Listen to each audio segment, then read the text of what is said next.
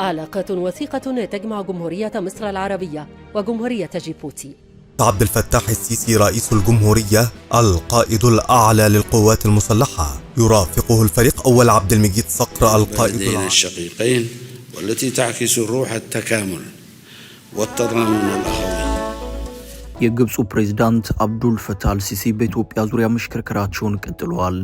ሰሞኑ ደግሞ የኢትዮጵያ ወደብ አገልግሎት ብቸኛ አቅራቢ ናት ወደምትባለው ጅቡቲ ጎራ ብለው መክረው ተመልሰዋል። ከጅቡቲው ፕሬዝዳንት ኢስማኤል ኦማር ጊሌ ጋርም ተወሰኑ አንኳር ነጥቦች ላይ እንደመከሩም የግብፅ መገናኛ ብዙሃን አከታትለው ዘግበዋል። የአልሲሲ የጅቡቲው ጉብኝት ባሳለፍነው ረቡዕ ሚያዝያ 15 ቀን 2017 ዓ.ም የተካሄደ ነው።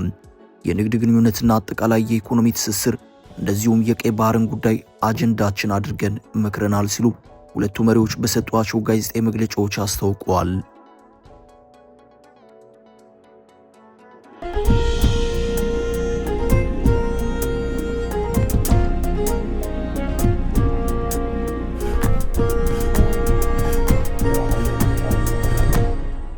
የግብፁ ፕሬዝዳንት አልሲሲ የኤርትራውን ፕሬዝዳንት ኢሳያስ አፈወርቂን፣ የሶማሊያውን ፕሬዝዳንት ሼክ መሐመድ ሁሴንን እንደዚሁም የሱዳኑ ጀነራል አብዱል ፈታህ አልቡርሃንን ሲያግባቡ የከረሙበትን ሐሳብ ይዘው ወደ ጅቡቲ ያመሩ መሆኑን መረጃዎች ያመለክታሉ። ከዚህ ጉብኝት መጋረጃ ጀርባ ብዙ ሀቆች አሉ።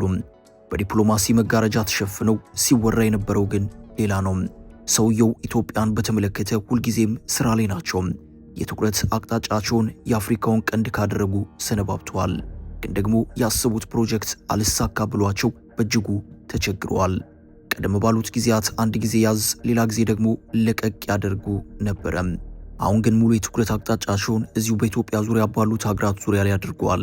ጉዳዩ ኢትዮጵያን የሚመለከት እንጂ ከኢትዮጵያ ጎረቤት ሀገራት ጋር ግንኙነት የመመስረት ጥልቅ ጥማት ኖሮ አይደለም። የግብፅ ፕሮጀክት በኢትዮጵያ ዙሪያ ማለትም ኤርትራን፣ ሱዳንን፣ ሶማሊያን፣ ጅቡቲንና ኬንያን የሚያጠቃልል ነው። አልሲሲ ከኢትዮጵያና ሶማሊያ በስተቀር በሁሉም ሀገራት እግራቸው ረግጧል። ሶማሊያ መሄድ ያልቻሉት የሀገሪቱ የጸጥታና ደህንነት ጉዳይ አስተማማኝ ባለመሆኑ ነው። ከዚያ ውጪ ግን ከሶማሊያ ባለስልጣናት ጋር ካይሮና አስመራ ላይ እየደጋገሙ መክረዋል። እናም አልሲሲና ባለስልጣኖቻቸው በኢትዮጵያ ዙሪያ ካሉት ሀገራት ጋር በብርቱ መምከር መቀጠላቸውን የቀደሙትና አሁን ያሉት መረጃዎች በግልጽ ያመለክታሉ። ከዚህ ባለ علاقة وثيقة تجمع جمهورية مصر العربية وجمهورية جيبوتي. الرئيس عبد الفتاح السيسي رئيس الجمهورية القائد الأعلى للقوات المسلحة، يرافقه الفريق أول عبد المجيد صقر القائد الشقيقين، والتي تعكس روح التكامل والتضامن الأخوي.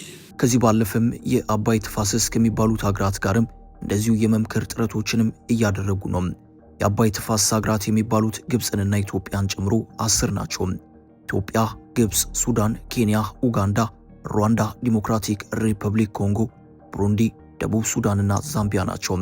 ግብፅ አሁንም ከኢትዮጵያ ውጪ ካሉት የተፋሰስ ሀገራት ጋር በተናጠል ወዳጅነት ለመፍጠር ብዙ ጥረቶችን አድርጋለች። ራሳቸውን አልሲሲን ጨምሮ የግብፅ ባለስልጣናት ወደ እነዚሁ የተፋሰሱ ሀገራት በተደጋጋሚ ተመላልሰዋል። ኢትዮጵያ ወደ ግብፅ ከሚሄደው የጥቁር አባይ ወይንም ብሉ ናይል ውስጥ 85 በመቶውን እያመነጨች አልሲሲም ሆኑ የአልሲሲ ባለስልጣናት በአባይ ጉዳይ እግራቸው ኢትዮጵያን እንዲረግጥ አልፈቀዱም። በኢትዮጵያ ዙሪያ መዞርን ግን መርጠዋል። አልሲሲና ባለስልጣኖቻቸው ወደ እነዚሁ ሀገራት የሚመላለሱት በኢትዮጵያ ላይ ለማስተባበር ነው። የግብፅ ባለስልጣናት በቀጠናው ግብፅ የምታንቀሳቅሰው ጸረ ኢትዮጵያ ቀጠናዊ ኃይል እንዲፈጠር ይፈልጋሉ። ይህም ቀጠናዊ ጸረ ኢትዮጵያ ኃይል ነው። ይህ ጉዳይ ዓመታትን በፈጀ መልኩ ብዙ ተደክሞበታል። አልሲሲ ስልጣን ከያዙ ጀምሮ ዋነኛ ስራቸው ይህ ሆኗል። ነገር ግን አንዱ ሲታሰር ሌላው እየተፈታ ነገሮች ባሰቡት መልኩ ሊሄዱ አልቻሉም። ከዚህ ጋር ጥቂት ማሳያዎች መዘዝ አድርጎ ማየቱን ወደድን። ኢትዮጵያ በአባይ ላይ ግዙፉን ግድብ መገንባት እንደጀመረች የመጀመሪያው የግብፅ አይን ያረፈው ሱዳን ላይ ነበር። በአባይ ጉዳይ ግብፅ ሱዳንን በጥብቅ ትፈልጋታለች። የሱዳን ተፈላጊነት ከሌሎች ሀገራት ይለያል። 3 መሰረታዊ ምክንያቶች አሉ። አንደኛው ሱዳን ግብፅና ኢትዮጵያን በድንበር የምታጋራ ብቸኛው ሀገር በመሆኗ ነው። በሁለተኛ ደረጃ ሱዳን ከአባይ ተፋሰስ ሀገራት ውስጥ የምትጠቃልል መሆኗ ነው። በሶስተኛ ደረጃ ደግሞ ከተፋሰሱ ሀገራት መካከል የቅኝ ግዛትን ውል በመጠቀም ሌሎች የተፋሰሱን አገራት ባገለለ መልኩ ሁለቱ አገራት ብቻቸውን የአባይን ወንዝ ውሃ በመከፋፈላቸው ነው። እነዚህ ሁኔታዎች አባይን በተመለከተ ግብጽና ሱዳን እጅግ የተቀራረቡ አድርጓቸዋል። ግብጽ እነዚህኑ ሁኔታዎች ታሳቢ በማድረግም በኢትዮጵያ ጉዳይ ሱዳንን ለመጠቀም ብዙ ጥራለች።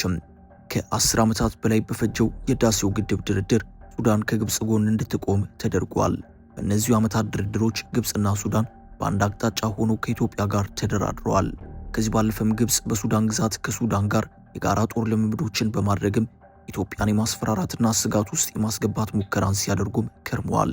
ሆኖም ግን ነገሮች በዚህ መልኩ መቀጠል አልቻሉም። ሱዳን በድንገት የእርስ በርስ ጦርነት ውስጥ ገባችም። በዚያ የነበሩና ከሱዳን ጦር ሰራዊት ጋር የጋራ የጦር ልምምድ ሲያደርጉ የነበሩ የግብጽ ጀት አብራሪዎችም በመከራ ወደ ግብጽ ተመለሱ። ከዛ በኋላ ሱዳን ዛሬው ድረስ ባላለቀው የ2 ዓመታት የእርስ በርስ ጦርነት ውስጥ ተዘፈቀችም። አልሲሲ ሱዳንን ተገን አድርገው በኢትዮጵያ ላይ ያሰቧቸው እቅዶች ሁሉ ከሸፉ። አሁንም ቢሆን ሱዳንን አረጋግቶ መጠቀሚያ ለማድረግ የሚደረጉ የግብጽ ጥረቶች አሉ። ሆኖም ሱዳን ከገባችበት የእርስ በርስ ጦርነት እንዲህ በቀላሉ የምትወጣ አይመስልም። አሁን ባለው ሁኔታ ሱዳን እንደውም ሁለት ሀገር የመሆን አዝማሚያ እየታየባት ነው። መዲናዋን ካርቱምን ለወራት ከተቆጣጠሩ በኋላ ጦራቸው በመሸነፉ ከተማዋን ጥለው የወጡት ጀነራል ሐምዳን ዳጋሎ ወይንም ሄሜቲ ወደ ዳርፉር አቅጣጫ በማፈግፈግ በዚያም የራሳቸውን ትይዩ ወይንም ፓራራል መንግስት አቋቁሜያለሁ ብለዋል። የግብፁ ፕሬዝዳንት አብዱል ፈታህ አልሲሲ የሌላኛው ተፋላሚ ጀነራል አብዱል ፈታህ አልቡርሃን ደጋፊ ናቸው። በአሁኑ ሰዓት በዓለም አቀፉ ማህበረሰብ በኩል የሱዳን ህጋዊ መንግስትም ተደርጎ የሚወሰደው የአልቡርሃን መንግስት ነው። አልሲሲ ሰሞኑን ወደ ጅቡቲ ጎራ ባሉበት ወቅት በሱዳን የተቋቋመውን ትይዩ ወይንም ፓራራል መንግስት አልደግፍም፣ የማውቀው አንድ የሱዳን መንግስትን ነው ሲሉ አስታውቀዋል። አሁን ባለው ሁኔታ ሱዳን ተረጋግታ መልሳ የግብጽ አጋር ብትሆን አልሲሲ ደስታውን ባልቻሉት ነበርም። ነገር ግን አልሆነም። እናም ሱዳንን ተገን አድርጎ ኢትዮጵያን ስጋት ውስጥ የመክተቱ የቆየው የግብጽ እቅድ ሀገሪቱ በርስ በርስ ጦርነት ውስጥ መዘፈቅ ጋር በተያዘ አልተሳካም ብሎ መደምደም ይቻላል። ከዚያ ውጭ የሚነሳው የሶማሊያ ጉዳይ ነው። በግብጽ ሶማሊያ ግንኙነት ውስጥ ሶማሊያ ለግብጽ የምትፈይደው ምንም አይነት ነገር የለም። ሶማሊያ በሁለት እግር መቆም ያልቻለ መንግስት ያላት ሀገር ነችም። አልሸባብ ሊጠፋ ያልቻለ የቀጠለ የሶማሊያ መንግስት ሆኗል። በዚህ መሃል ደግሞ ግብጽ ከሰሜን አፍሪካ ተነስታ የሶማሊያ አጋር መሆን አለብኝ በማለት የሰላም አስከባሪ ጦርን እስከ ማስገባትም ደርሳለችም። ሀገሪቱ መንግስትም መርከብ ሙሉ ጭነት የጦር መሳሪያንም ጭምር አስረክባለችም። ጥያቄው አሁንም ግብጽ በዚህ ደረጃ ምነው በሶማሊያ ፍቅር ወደቀች የሚለው ነጥብ ነው። ሶማሊያ ለዓመታት በርስ በርስ ጦርነት ውስጥ ስትናጥ ግብጽ አንድም ቀን ዞር አይታት አታውቅም። ሶማሊያ ሀገሪቱን አንድ አድርጎ ሊያስተዳድር የነበረውን ወጥ ማዕከላዊ መንግስትን ካጣች 3 አስርት ዓመታት ተቆጥረዋል። በእነዚህ ጊዜያት ውስጥ ግብጽ ሶማሊያን ከነመፈጠሯም ያስታወሰችበት አጋጣሚ አልነበረም። ሆኖም የሶማሊላንዱን ስምምነት ተከትሎ የሶማሊያ መንግስት በኢትዮጵያ መንግስት ላይ ከረረ ተቃውሞውን ማሰማቱ ግብጽን ከሰሜን አፍሪካ ጠራትም። አቤት ወዴት ብላ ከሶማሊያ ጋር ያዙ ይልቀቁኝ አለችም። በዚህ መሃል ግን ሌላ አዲስ የፖለቲካ ክስተት ከወደ ቱርክ አንካራ ተሰማ። የአዲሱ የፖለቲካ ክስተት በቱርክ አሸማጋይነት የኢትዮጵያና ሶማሊያ መንግስታት ታረቁ የሚል ነበርም። በእውነቱ ይህ ዜና ለአልሲሲ መሪር ነበር ማለት ይቻላል። ከሱዳን ቀጥሎ የግብጽ ሁለተኛው ዕቅድ የከሸፈው እዚሁ ነጥብ ላይ ነበርም። ሶስተኛው ምዕራፍ ወደ ኤርትራን መልሰው። ግብጽ በታሪክ በኤርትራ ሀገርነት ሰፊ ሚናን የተጫወተች ሀገር ነችም። ፕሬዝዳንት ኢሳያስ ከአልሲሲ ጋር ጠበቅ ያለ ግንኙነት ያላቸው መሪ ናቸው። ፕሬዝዳንቱ በአፋጣኝ ካይሮ ድረሱ በተባሉ ቁጥር እንደሮጡ ነው። ሆኖም አልሲሲ በሶማሊያ ኤርትራና ሀገራቸው ግብጽ መካከል ህብረት ወይንም አሊያንስ እንዲፈጠር ቁርጠኛ በሆኑበት ወቅት ደግሞ ወደ አስመራ አምርተው ነበርም።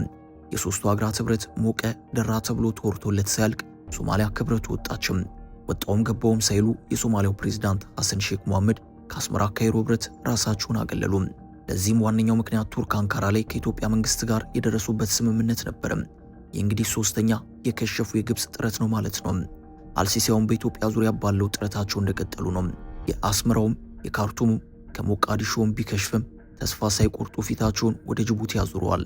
የሌላኛዋን የኢትዮጵያ ጎረቤት ሀገር ጅቡቲን ማባበል ከተጀመረ ዋላ ደር ብሏል። ከ2 ዓመታት በፊት የተጀመረ አዲስ ግንኙነት ነው። አልሲሲ ከሰሞኑ ጅቡቲ ጎራ ብለው መክረውና ዘክረው ተመልሰዋል። የየሰሞኑ ጉብኝታቸው ሁለተኛቸው ነው።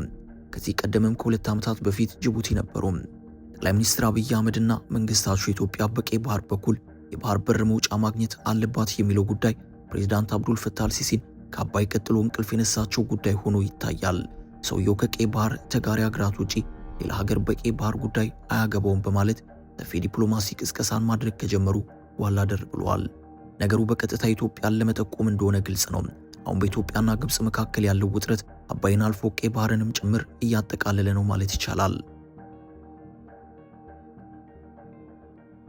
አልሲሲ በጅቡቲ ቆይታ ካደረጉ በኋላ ግብጽና ጅቡቲ የቀይ ባህርና የኤደን ባህረ ሰላጤ አስተዳደርና የጸጥታ ጉዳይ የውሃ አካላቱን የሚኮራበቱ ሀገራት ብቸኛ ኃላፊነት እንደሆነ መስማማታቸውን ተናግረዋል።